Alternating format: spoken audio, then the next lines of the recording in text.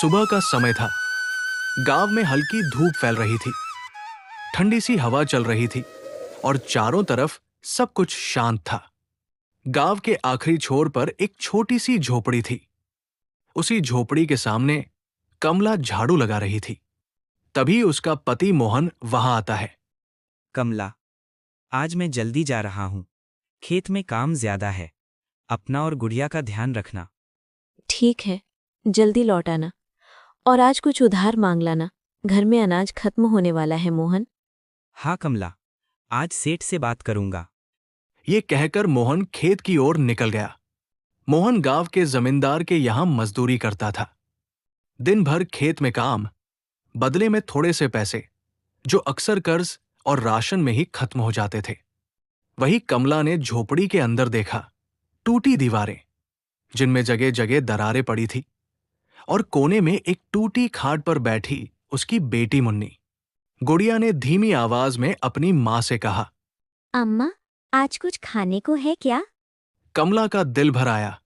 वो जानती थी घर में बस सूखा आटा, कुछ रोटियां और थोड़ा सा नमक बचा है। हाँ बेटा, अभी देती हूँ। कमला ने आटे की पोटली खोली। बस 2 मुट्ठी आटा। उसने पोटली फिर बांध दी। आज के लिए नहीं, शायद कल के लिए। कमला ने गुड़िया को सूखी रोटी और नमक गरम करके दे दिया। ले बेटा, अभी ये खा ले। शाम को कुछ अच्छा तेरे लिए ले आऊंगी। कमला काम की तलाश में निकल पड़ी।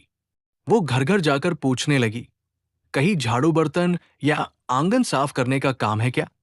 लेकिन आज उसे कहीं काम नहीं मिला। कमला, आज काम नहीं है, तुम कल आ जाना। अभी जरूरत नहीं है कमला, जब काम होगा तब बुला लेंगे। दोपहर होते होते भूख बढ़ गई। कमला के कदम धीमे पड़ गए। हे भगवान, आज भी खाली हाथ। वो गांव की चौपाल के पास से गुजरी। वहां चाय वाले की केतली सीटी मार रही थी और एक ठेले पर पानीपुरी वाला तेजी से आवाज लगा रहा था। आओ आओ, तीखी पानी पूरी। कमला ने देखा कि उसके पानीपुरी के ठेले पर भीड़ लगी थी, पर कोई भी खुश नहीं था। चारों तरफ कचरा और गंदा पानी फैला था। अरे भाई, 1 प्लेट पानीपुरी देना। जैसे ही इस औरत ने पानीपुरी खाई, उसने मुंह बना लिया और बची हुई पानीपुरी फेंक दी। अरे, ये कैसी पानीपुरी है? न कोई स्वाद, न तीखा पानी, कितनी गंदगी है। तभी राम सिंह गुस्से से बोला। खाना है तो खाओ, वरना जाओ यहां से। तभी कमला ने कुछ गांव वालों को आपस में बात करते हुए सुना। अरे राम सिंह की पानीपुरी खाई क्या? हाँ ना, न कोई स्वाद है, न कोई तीखापन, कोई मजा ही नहीं है। क्या करें, गांव में कोई दूसरा पानीपुरी वाला भी तो नहीं है। कमला ने सारी बातें सुनी और सोचने लगी। अगर गांव में कोई और तीखी चटपटी पानीपुरी वाला हो तो? कमला आगे बढ़ गई, लेकिन दिमाग वही अटका रह गया, पानीपुरी पर। शाम ढलने लगी। कमला घर लौटी। गुड़िया दरवाजे पर ही खड़ी थी। अम्मा, आ गई? तुम मेरे लिए कुछ लाई क्या? कमला ने नजरें झुका ली। आज नहीं बिटिया। दूसरी ओर मोहन दिन भर काम करके सेठ के पास पहुंचा। अरे मोहन, ये ले तेरे पैसे। साहब, वो अगर कुछ पैसे मिल जाते तो थोड़ा उधार। उधार? कोई उधार नहीं मिलेगा, और कल से काम भी कम मिलेगा। करना है तो कर, वरना और लोग खड़े हैं करने वाले। रात को मोहन लौटा, थका हुआ, हाथ में सिर्फ 20 रुपए। आ गए मोहन, सेठ ने कुछ उधार पैसे दिए क्या? नहीं कमला, और सेठ ने कहा है कि कल से काम भी कम मिलेगा। कमला चुप रही। उसके चेहरे पर हैरानी और उदासी साफ दिखाई दे रही थी। रात के खाने में बस सूखी रोटी और नमक था। गुड़िया, मोहन और कमला तीनों खाना खाकर बैठ गए। कमला की आंखों में नींद नहीं थी। उसे बार बार वही आवाज याद आ रही थी, तीखी पानीपुरी। अगर मैं पानीपुरी बनाऊं तो? कमला, तुमने कुछ कहा? हाँ माँ, आपने कुछ कहा? मोहन, आज मैंने एक बात सोची है। क्या बात? कमला ने चौपाल का किस्सा बताया। पानीपुरी वाला, फीका पानी और लोगों की शिकायत। गांव में पानीपुरी बिकती है, लेकिन स्वाद नहीं है। अगर मैं तीखी पानीपुरी बनाऊं तो? मोहन चौंक गया। पानीपुरी? हाँ, ऐसी तीखी कि लोग भूल न पाए। हाँ माँ, बनाओ ना, मैं भी खाऊंगी। मोहन कुछ देर सोचता रहा। बात तो सही है, लेकिन सामान? हमारे पास पैसे कहाँ हैं? कमला की आंखें झुक गई। यही तो डर है, ना आटा है, ना आलू, ना मसाले। कमरे में सन्नाटा छा गया। तभी मोहन को कुछ याद आया। कमला, गुप्ता जी याद हैं? हाँ, किराने वाले। उनसे उधार ले सकते हैं, पहले भी दिया है उन्होंने। कमला के चेहरे पर हल्की सी उम्मीद आई। और ठेला हाथ में लेकर कब तक बेचेंगे? मोहन मुस्कुरा दिया। मेरा एक दोस्त है रमेश, वो शहर चला गया है, उसका ठेला ऐसे ही पड़ा है। सच? हाँ, सुबह जाकर बात कर लेंगे। कमला की आंखों में पहली बार सपनों की चमक दिखी। तो तय रहा, कल से तीखी पानीपुरी। मतलब हम भी पानीपुरी बेचेंगे? हाँ बेटा। अगली सुबह तीनों जल्दी उठे। गुड़िया सबसे ज्यादा खुश थी। अम्मा, आज पानीपुरी बनेगी? हाँ बिटिया। कमला गुप्ता जी की दुकान पहुंची। हाथ जोड़कर बोली, गुप्ता जी, थोड़ा उधार चाहिए। अरे ले जाओ भाभी, इसमें हाथ जोड़ने वाली कोई बात ही नहीं। वैसे इतना सारा सामान, मेहमान आ रहे हैं क्या? जी, वो हम पानीपुरी का ठेला लगाने जा रहे हैं। अरे वाह, फिर तो जो चाहिए ले जाना, पैसे की चिंता मत करना। बस वो राम सिंह से अच्छे बनाना, बड़ा बेकार बनाता है। हाँ अंकल, हमारी पानीपुरी बेस्ट बनेगी, आप भी आना। हाँ बेटा। गुप्ता जी ने आटा, आलू, मसाले और थोड़ा सा अतिरिक्त सामान भी थैले में डाल दिया। उधर मोहन अपने दोस्त रमेश के घर गया। पुराना ठेला आंगन में पड़ा था। काकी, क्या ये ठेला ले सकता हूं मैं? ले जाओ बेटा, यूं ही पड़ा सड़ रहा है। दोपहर तक ठेला झोपड़ी के सामने खड़ा था। कमला ने मसाले तैयार किए। मोहन ने मरम्मत की। एक पुराना पेंट का डब्बा और ब्रश उठाया और देखते ही देखते पूरा ठेला नया हो गया। यही है हमारी पहचान, तीखी पानीपुरी। शाम होते होते तीखी पानीपुरी का ठेला गांव की चौपाल की ओर जाने के लिए तैयार था। शाम का वक्त था। गांव की चौपाल पर रोज की तरह चहल पहल शुरू हो चुकी थी। चाय की केतली से भाप उठ रही थी और लोगों की बातें गूंज रही थी। कमला और मोहन ठेला लेकर चौपाल पहुंचे। मोहन ने ठेला वही लगा दिया, ठीक उसी जगह के पास जहां पहले से गांव का पुराना पानीपुरी वाला राम सिंह बैठा था। राम सिंह ने ये देखा तो अकड़ के बोला, अरे मेरे ठेले के पास क्यों लगा रही है? कमला ने डरते डरते जवाब दिया, भैया, जगह खाली थी इसलिए। राम सिंह ने ताना मारा, गांव में पहले से पानीपुरी बिक रही है, ये नए नए शौक ज्यादा दिन नहीं चलते। मोहन आगे आया। हम भी मेहनत करके कमा रहे हैं भाई, किसी का हक नहीं छीन रहे। राम सिंह बड़बड़ाता हुआ चुप हो गया, लेकिन उसकी आंखों में जलन साफ थी। कमला ने गहरी सांस ली और आवाज लगाई, आओ आओ, तीखी पानीपुरी, ऐसी तीखी कि मजा आ जाए। लोग रुकने लगे। कुछ ने राम सिंह के ठेले की तरफ देखा, फिर कमला के ठेले की तरफ। राम सिंह का ठेला गंदगी से घिरा था, वही कमला का ठेला साफ और स्वच्छ था। चलो आज नई वाली चखते हैं। पहली प्लेट बिकी, फिर दूसरी। जैसे जैसे लोग खाते गए, वैसे वैसे भीड़ बढ़ती गई। अरे, इसमें तो सच में तीखापन है। राम सिंह की पानीपुरी तो फीकी पड़ गई इसके आगे। हाँ, और पानी भी ताजा है। इसके सामने तो राम सिंह का पानी बिल्कुल बकवास है। उधर राम सिंह के ठेले पर पानीपुरी जस की तस रखी थी। एक आदमी आया, राम सिंह की पानीपुरी खाई और मुंह बना लिया। भाई, पानी में तो स्वाद ही नहीं है। वो आदमी सीधा कमला के ठेले पर आ गया। राम सिंह का गुस्सा बढ़ने लगा। ये सब नाटक है, लोगों को बहका रही है।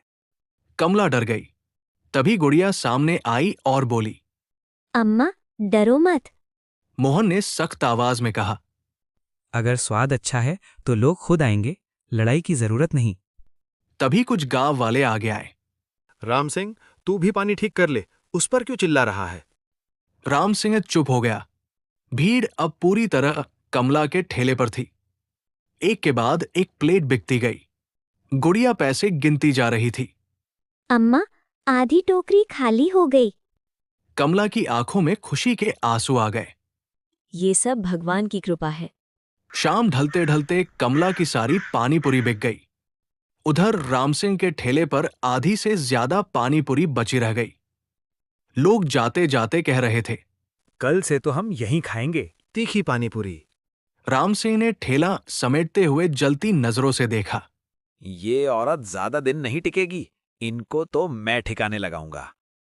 कमला, मोहन और गुड़िया घर की ओर लौट चले। रास्ते में गुड़िया खुशी से बोली, अम्मा, आज तो सब बिक गया। हाँ बेटा।